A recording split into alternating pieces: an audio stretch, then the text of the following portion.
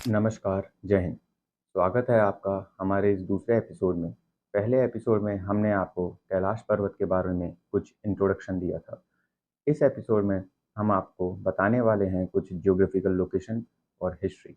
Geographical location की तरफ अगर हम चलें तो भारत से 100 किलोमीटर और नेपाल के हिल्सा से लगभग 50 किलोमीटर की दूरी पर स्थित है कैलाश पर्वत। कैलाश पर्वत की परिक्रमा 42 किलोमीटर है तथा मानसरोवर की 108 किलोमीटर। सन 2016 में नासा ने एक तस्वीर साझा की जिसमें कैलाश के ऊपर भगवान शिव की एक आकृति बनती दिखाई दे रही थी।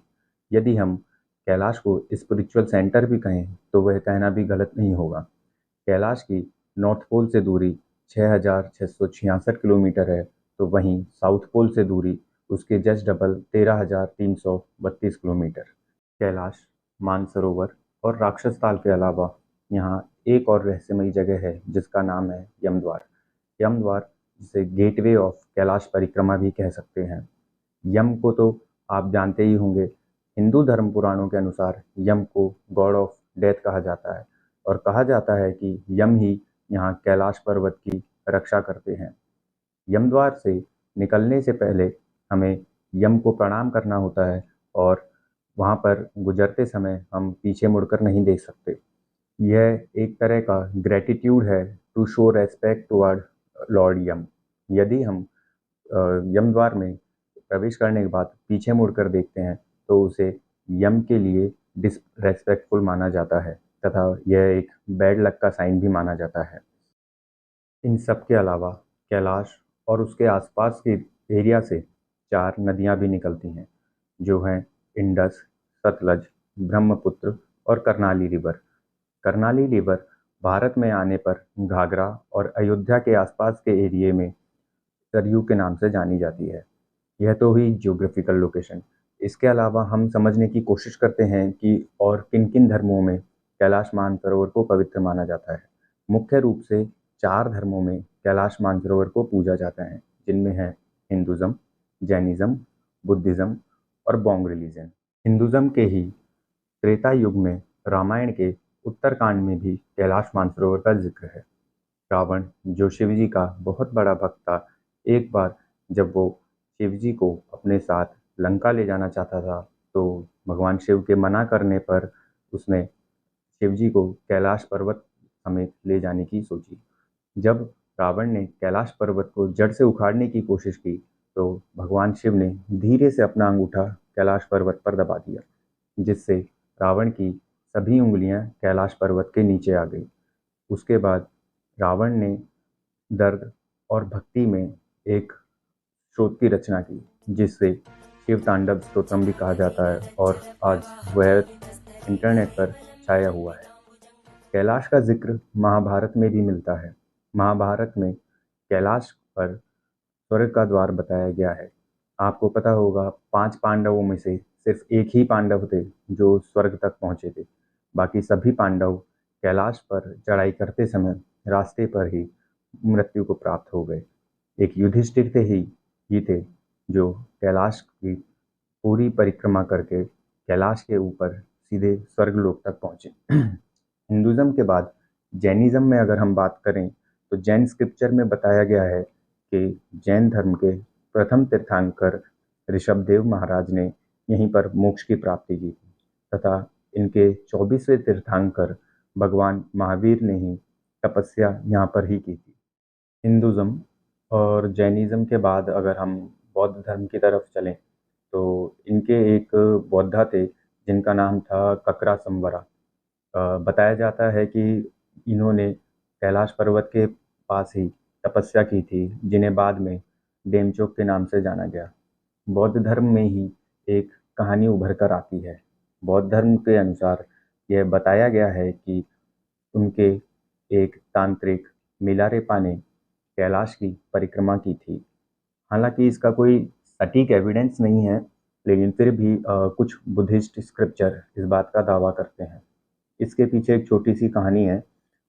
एक बार मिलारेपा और एक और तांत्रिक थे नारो बोंगचो, इनमें झगड़ा हो गया और यह झगड़ा इस बात को लेकर था कि कौन ज़्यादा ताकतवर है। तो जब कोई रिजल्ट नहीं निकला तो इस बात पर फैसला हुआ कि जो पहले कैलाश पर्वत पर पहुंच जाएगा वही ज़्यादा ताकतवर माना जाएगा। उसके बाद जब नारो बोंगचो अपने जादुई ड्रम में बैठ ही रहे थे, तब तक उन्होंने देखा कि मिलारेपा ऑलरेडी कैलाश पर्वत पर पहुंच चुके हैं और वहां पहुंचकर तपस्या कर रहे हैं। बुद्धिज्म के अलावा एक और धर्म है बोंग रिलीजन। यह तिब्बत के आसपास के एरिया में पाया जाता है।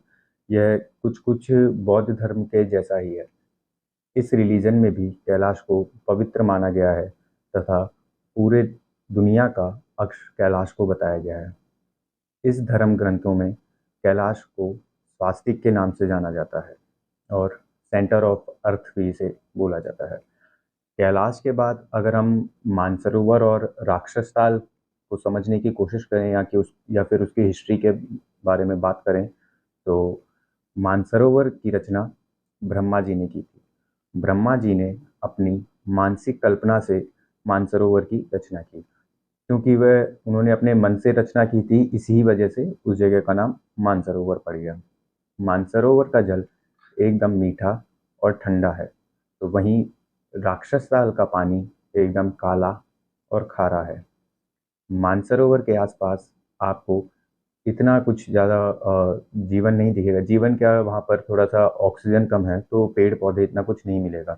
फिर भी छोटी छोटी सबाना घास के पौधे और सबाना घास मिल जाएगी। कहा जाता है कि शिव और पार्वती जी यहाँ पर कभी कभार इसके आसपास मानसरोवर झील के घूमने आते हैं। इसके अलावा पूर्णिमा के दिन ब्रह्म मुहूर्त में इसकी खूबसूरती दुगनी हो जाती है। विष्णु पुराण में भी मानसरोवर को क्षीर सागर दिखाया गया है और इसके नीचे शेषनाग होने की बात कही गई है। राक्षस ताल की अगर हम बात करें तो रावण ने जब कैलाश को उठाने की कोशिश की, उसके बाद भगवान शिव द्वारा नाराज होने के बाद उनको मनाने के लिए रावण ने एक एक करके अपने सरों का बलिदान देना शुरू कर दिया। 9 सर काटने के बाद भगवान शिव ने उन्हें माफ कर दिया, लेकिन रावण के रक्त से ही एक पूरी झील बन गई। उसी झील को राक्षस ताल होने का दावा भी किया जाता है। कहा जाता है कि यहाँ आज भी कुछ नेगेटिव शक्तियाँ बसती हैं। इसके नीचे भी कहा जाता है कि आज भी बहुत से राक्षस रहा करते हैं। हालांकि कुछ अघोरी, साधु या फिर तांत्रिक विद्या करने वाले लोग आज भी राक्षस ताल के आसपास दिखाई दे सकते हैं। राक्षस ताल में कुछ अजीब नेगेटिव शक्तियाँ हैं। यदि आप राक्षस ताल जाएंगे तो वहाँ पर आपको बहुत ही ज़्यादा नेगेटिविटी दिखेगी। कोई जीवन नहीं है, ना ही कोई पेड़ पौधे, ना ही कोई घास, कुछ भी वहाँ नहीं है। पानी एकदम काला और खारा, ना ही कोई पक्षी उस झील के ऊपर उड़ता है। फिर भी शिवरात्रि वाले दिन कुछ लोकल तिब्बती यहाँ एक त्यौहार मनाते हैं। क्योंकि शिवरात्रि के समय ठंड ज़्यादा हो जाती है, इसलिए टूरिस्ट को वहाँ पर यात्रा की परमिशन नहीं मिलती। इसीलिए सिर्फ जो आसपास के लोकल्स होते हैं वही यहाँ पर त्यौहार मनाते हैं।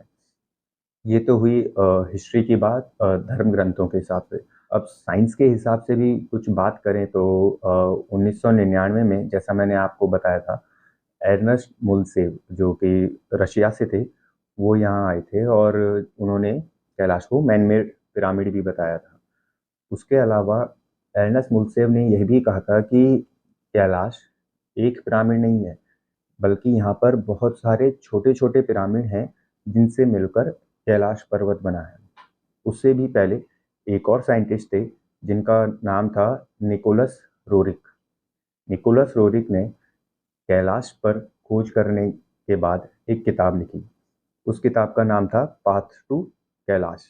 उन्होंने यह बताया कि उनके साथ कैलाश पर चढ़ाई करते समय जो लोग थे वो अचानक वहीं गायब हो गए और उसके बाद उनके होने ना होने का कोई सबूत नहीं मिला। यह भी बताया कि आधी चढ़ाई करने के बाद जब वे लौटे और उनके साथ जो लोग आए, वो उसके बाद एक डर के साये में अपना जीवन गुजारने लगे। ना सिर्फ डर के साये में, जबकि बल्कि कुछ उन्होंने वहाँ ऐसा देखा कि जिसके बाद उनकी रहस्यमयी तरीके से मौत हो गई। अर्नेस्ट मुल्सेव का हम आपको बताएँ कि वहाँ ऐसे ही रहस्यों की वजह से उन्होंने बहुत समय गुज़ारा। एक बार जब वो कैंप में कैलाश पर्वत के पास ही सो रहे थे, तो आधी रात में उन्होंने वहाँ से कुछ आवाज़ें सुनी। वो आवाज़ें कैलाश के आसपास से नहीं, बल्कि कैलाश के अंदर से ही आ रही थीं, जैसा कि अर्नेस्ट मुल्सेव ने दावा किया।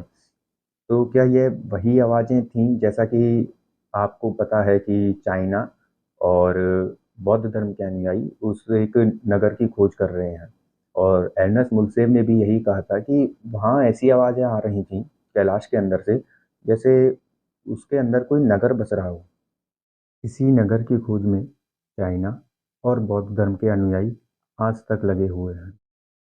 पिछले एपिसोड में हमने आपको गूगे किंगडम के बारे में बताया था, जिसके 1 लाख लोग एक दिन अचानक गायब हो गए। गूगे किंगडम के बारे में एक कहानी है जो बौद्ध स्क्रिप्ट में मिलती है। तो बताया जाता है कि एक समय एक राजा कैलाश के आसपास के एरिया में एक नगर बसाने की सोची, जिस और इस किंगडम में करीब 80,000 से लेके 1 लाख लोग थे। वहाँ पर अक्सर बर्फ में दबे रहने वाला एक रेगिस्तान या बंजर ज़मीन पर एक पूरा किंगडम बसाना और वो भी वेल्दी किंगडम लगभग नामुमकिन सा लग रहा था। लेकिन 13th और 14th सेंचुरी में उन्होंने वहाँ पर एक नगर बसाने के लिए शुरुआत की। 15th सेंचुरी आते-आते उन्होंने एक बहुत ही वेल्दी और बहुत ही बड़ा किंगडम खड़ा कर दिया। यह सब देखकर उसी के पास लद्दाख किंगडम की नज़र पड़ी। लद्दाख किंगडम ने गूगे किंगडम को हथियाने के लिए उस पर आक्रमण करने की सोची और उसे चारों तरफ से घेर लिया। चारों तरफ से घिरे होने के बाद गूगे किंगडम, जिसमें लगभग 80,000 से 1 लाख लोग थे, उनके भागने का कोई रास्ता नहीं था और क्योंकि वह पूरा एरिया पहाड़ियों से ढका हुआ था, तो वैसे भी सारे रास्ते बंद थे। तो जब गूगे किंगडम ने हार नहीं मानी, तो लद्दाख ने उस पर आक्रमण करने की शुरुआत की। गूगे किंगडम जो अक्सर बौद्ध भक्ति में लीन रहता था, जब वह अपना किंगडम बसा रहे थे, तो उन्होंने बताया कि उनकी मदद कोई संभाला नगरी करती है। जब लद्दाख किंगडम के लोग वहाँ पहुँचे, तो वहाँ गूगे किंगडम का एक भी सदस्य दिखाई नहीं दिया। जब पता किया गया, तो वहाँ पर एक भी मनुष्य तो क्या, उसका कोई सबूत तक नहीं मिला और जब सैनिकों द्वारा खोजा गया, तो कुछ गुफाएँ और सुरंगें दिखाई दी। उन सुरंगों में जब 1 से 1.5 किलोमीटर अंदर गए, तो वो सुरंगें खत्म हो रही थी, बिल्कुल कैलाश पर्वत पर। तो इसके बाद कहा गया, राजा ने ये दावा किया कि हमने सभी को मार दिया है, लेकिन ये दावा भी फेल नज़र होता आया, क्योंकि यदि आप 1 लाख लोगों को मारोगे, तो उनके कंकाल मिलना लाज़मी है, जो नहीं मिले। तो कहा गया कि वो गूगे किंगडम के लगभग 1 लाख लोग शायद संभाला नगरी, जिसे कैलाश भी कहा जाता है या फिर कुछ लोग ज्ञानगंज भी कहते हैं, उसमें गायब हो गए। तो क्या ये वही 1 लाख लोग हैं जो कैलाश के अंदर बसते हैं? बौद्ध धर्म के अनुसार आपको बताया ही कि उसके अंदर कुछ ऐसा है जिसकी ना कोई ज़मीन है, ना आसमान। कुछ पवित्र लोग ही वहाँ अंदर रह सकते हैं। संभाला नगरी को यहाँ पर आपको समझने की ज़रूरत है। संभाला बौद्ध धर्म में कैलाश पर्वत को कहा जाता है और गूगे किंगडम के लोग हमेशा यही दावा करते थे कि उनकी मदद संभाला नगरी करती है। उसके अलावा जो गुफाएँ खत्म हो रही थीं, वो सीधा कैलाश पर्वत पर खत्म हो रही थीं। संभाला का ज़िक्र विष्णु पुराण में भी है। विष्णु पुराण में बताया गया है कि कल्कि का जन्म एक कोई संभाला नगरी में होगा, जिसे ज्ञानगंज भी बोला जाता है और वर्तमान में ज्ञानगंज और संभाला या फिर शंग्रीला, यह तीनों ही नाम कैलाश पर्वत के हैं। तो यह तो हुई कुछ हिस्ट्री कैलाश पर्वत की। इसके अलावा वहाँ पर येती, हिममानव और महामानव का भी होने का दावा किया जाता है और कुछ महाघोरी भी वहाँ देखे गए हैं। इंडियन आर्मी का वहाँ पर जो हिमालयन रेंज है, उन्होंने ऐसा क्या देखा जो कुछ दावा किया, इसके बारे में हम आपको बताएँगे अपने अगले और कैलाश मानसरोवर सीरीज़ के आखिरी एपिसोड में। इसके अलावा आप वीडियो देखिए, सब्सक्राइब कीजिए और इसके अलावा कमेंट करके भी आप अपने सवाल पूछ सकते हैं। हमारे पास कुछ सवाल आए भी हैं, जैसे एक आदर्श मीना जी हैं दिल्ली से। इनका सवाल है कि सर अ अ, धारचूला वाले रोड से भी कैलाश मानसरोवर यात्रा होती है और जैसे आपने बताया कि आप नेपाल के थ्रू ले जाते हो। तो आदर्श जी मैं आपको ये बता दूँ धारचूला वाला जो रोड है वो गवर्नमेंट रूट है। वहाँ से भी यात्रा होती है जिसका प्रपोज़ल जनवरी में शायद निकल जाता है। और जो काठमांडू वाला जो रूट है या फिर नेपालगंज वाला रूट है, ये प्राइवेट रूट है। यहाँ से जो प्राइवेट कंपनीज़ हैं वो टूर ऑर्गेनाइज़ करती हैं। तो यही है इनमें अंतर। अगर आप सरकारी की तरफ से जाएँगे तो आप धारचूला वाले रोड से जाएँगे और अगर आप किसी प्राइवेट कंपनी या हमारे साथ जाएँगे तो नेपाल के रास्ते जाएँगे। खर्चा लगभग दोनों में सेम है। सरकार की तरफ से जो लॉटरी सिस्टम चलता है और प्राइवेट कंपनी में आप कितने भी लोग कभी भी जा सकते हैं जिस टाइम पर यात्रा चलती है। इसके अलावा एक प्रियंका सिंह सिंह जी देहरादून से, इनकी बेटी का पहला बर्थडे है 4 जुलाई को। तो अ, जन्मदिन की बहुत-बहुत शुभकामनाएँ। मयू उसका नाम है। तो मैं मयू के लिए यही कहूँगा कि मयू में गुण राम के, भक्ति मीरा की, नीति कृष्ण की, प्रतिज्ञा भीष्म की, दया महावीर की एवं मयू का चरित्र विवेकानंद सा हो। माँ भगवती मयू को दीर्घायु प्रदान कर उज्ज्वल भविष्य का मार्ग प्रशस्त करें। जन्मदिन मंगलमय हो। आप भी अपने कमेंट के द्वारा हमसे सवाल पूछ सकते हैं और आप यदि आप कैलाश मानसरोवर गए हैं तो आपने क्या फ़ील किया, वो भी हमारे साथ साझा कर सकते हैं और अगर आप नहीं गए हैं, तो आप भी जाना चाहेंगे और क्या वहाँ पर रहस्य देखना चाहेंगे, यह भी आप हमारे साथ बता सकते हैं। उसके अलावा आप हमें सजेशन भी दे सकते हैं कि ऐसी कौन-कौन सी लोकेशंस हैं, जिनके बारे में भी हमें बताना चाहिए या फिर अपने इस चैनल पर वीडियो अपलोड करनी चाहिए। तब तक के लिए नमस्कार, जय हिंद।